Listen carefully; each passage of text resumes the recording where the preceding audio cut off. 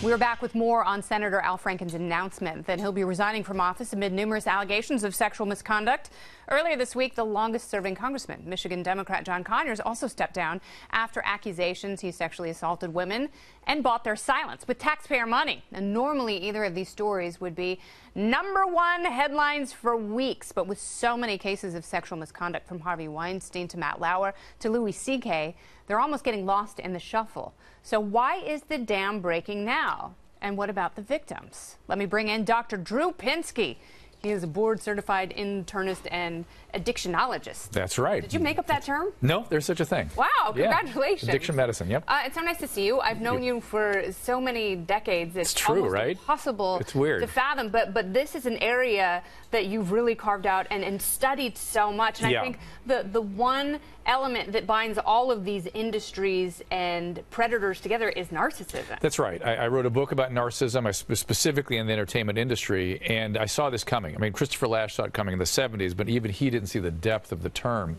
And, you know, I worked in a psychiatric hospital for 25 years, and I watched from the 1980s through the 2000s where the personality profiles, the personality disorders we started seeing were almost exclusively what are called cluster B. They used to be called that, which is the narcissistic disorders. So I started looking into it, and really what I found is that celebrities, people in media have a high incidence of narcissism and high incidence of childhood trauma, and we all do. We've been through a... That's interesting. Yeah, we've been through this sort of almost, I would consider a pandemic. Look, you used to join me on Loveline all those years, and that was really a show about helping people with those problems of childhood. And childhood sexual abuse, physical abuse, neglect has just been out of control for 40 years. One of the most interesting things about the show, and maybe this is what sort of triggered your interest in this area, was so many of the celebrities who were on the show would talk about their own trauma. And then you would see that manifest. So I'm curious, someone like Harvey Weinstein or Al Franken, are they drawn to these positions of power so they can be predators, or is there something about being creative and outgoing that also breeds this personality disorder? It's a great question. It sort of goes like this, and we were actually able to show this mathematically, that if you have these narcissistic predilections going into celebrity, that says something about you and me, honey. So going towards the media. But what we did show, by the way, if you have a skill set, you're less likely to be prone to this stuff. If you're here for a purpose, as opposed to you're in a reality show, you're here just, hey, because it's me, man. Way heavy in the narcissism. The being famous was a bid to solve a problem, and the problem is a narcissistic injury.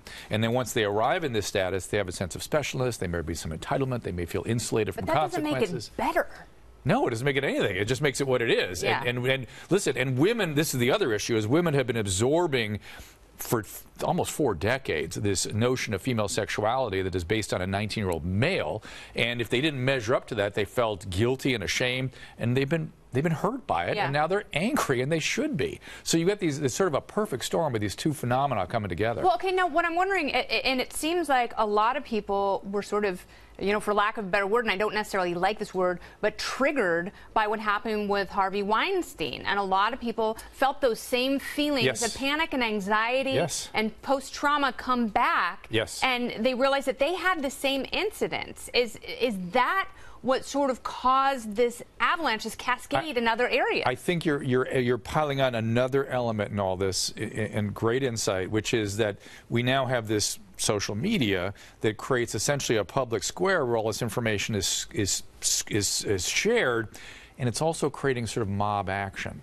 And one of the other proclivities of narcissism, which we all are prone to, is envy. And when you feel envy, you're prone to act it out and try to knock people down. And so there's this mob energy around getting people that misbehave. So it really is quite a storm. Right? Yeah, that's interesting. And I think that's the element of the story that is kind of left by the wayside in all of this, because the stories are so sensational. The falls from grace are so far that you forget there is this chain reaction. And it is led by the mob, which, you know, is not necessarily positive or therapeutic. So where do we go from here? Well, I don't know. There's no due process in it. And yet it's something that, look, ultimately, the way I look at it is we're here. I actually wrote a chapter about mob action in my book about narcissism, and they had me pull it out because they thought it was too far-fetched. And I said, you know, people are going to be chopping heads off in 10 years, and here we are.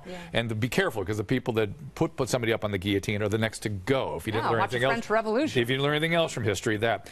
But your point being is that look. Here's where I look at it. Let's get philosophical, which I know is your favorite thing, which is this is what change looks like. Change is messy. This is good. It's sad. There's a lot of people hurt in the process, but this is what change looks like. That's really fascinating. Well, I hope you come back so we can document this and other cultural changes, because there's no one better than you in analyzing this. No one on earth. I'm so happy. Thank you. I haven't seen you in so long. I'm so happy to share a camera and a stage with you. And I reconnected. I know. I was an intern when Dr. Drew started Loveline on K-Rock in Los Angeles. It's true. You used to hang out with us while we were doing our show. I feel like I kicked out of the building. 100% true. There was that. Yeah. We'll talk about it. Maybe the mob will take action on that one too. Oh, God. Thanks again. So good to see you. You bet.